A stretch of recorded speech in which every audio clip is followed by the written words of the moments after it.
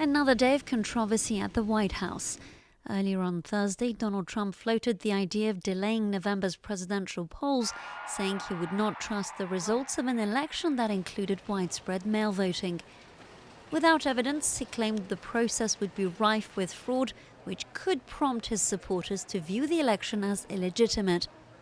The announcement comes at a time the US president is lagging in the polls nationally and across battleground states. He's also grappling with deepening economic and public health crises. The notion drew immediate backlash from Democrats and Republicans alike. Senate Majority Leader Mitch McConnell said the election date is set in stone, and House GOP leader Kevin McCarthy said the election should go forward as planned. After those rejections, another tweet from the US president saying the results of the vote should be known on election night.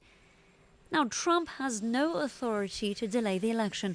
In fact, shifting voting day is virtually impossible in the United States. This is enshrined in federal law and would require an act of Congress to change. All that said, Trump has already ignited another political firestorm.